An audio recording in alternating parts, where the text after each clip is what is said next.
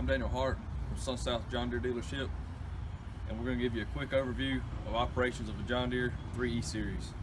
Next here you have your range selector for your transmission. In the middle here you have a neutral. You have a low, which will be your working range. Then you have a high. It's kind of a highway gear. Right down here you have your automotive style parking brake. Pull it up to engage it, push the button, and let down to disengage. Next here you have your brake. If you depress it about 1/4 inch, that locks your differential. You can release it and the tractor will unlock itself when it knows it's no longer needed.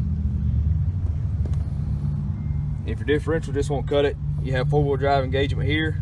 You pull up to engage, push down to disengage. Sometimes it helps if you're trying to disengage that 4-wheel drive. If you lower the RPM speed and pull the tractor forward and then reverse, usually it'll drop right out of 4-wheel drive. Next here we have your joystick for your loader functions. Left and right will curl the bucket. Up and down will lift and lower the boom.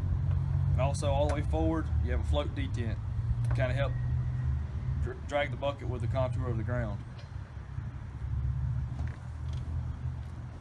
Moving right here, you have your 3-point lift hitch. This is all the way up here.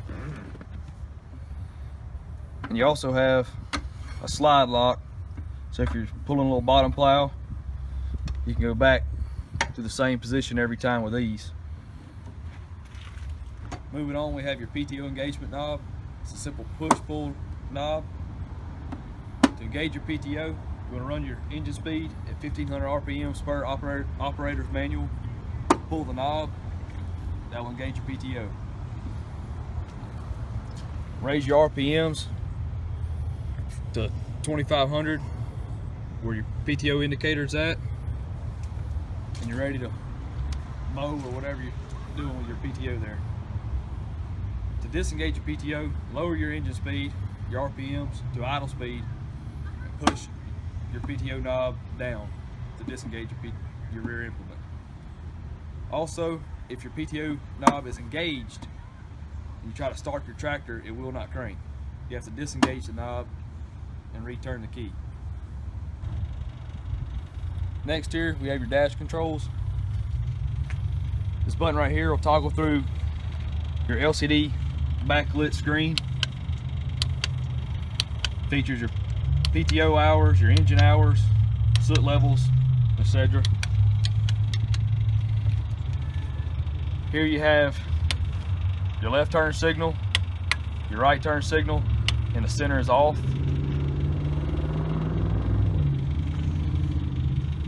Then over on this side, you have your hazard lights, your lights and hazard, and just your running lights. Located here, you have your exhaust filter system, toggle switch, and the center is auto under normal operating conditions, and then left and auto. It takes very little operator interaction. Soot builds up worse in your filter under lower RPM engine speeds and in cooler conditions, so when possible avoid long periods of idles. When your tractor goes into regen, the light will pop up on the dash. Just continue with your normal tractor operations. This button right here disables your regen. We don't recommend disabling your regen because too much soot can build up in your filter and cause your tractor to have to go into a park regen, and this light will show up on the dash. While in parked regen, you cannot operate the tractor. If this light pops up on the dash, an extreme amount of soot is built up in the filter. You'll have to call your local Sun South service department to service your filter on your tractor. This is a quick overview of your John Deere 3E series. If you have any questions, just contact your local Sun South dealer.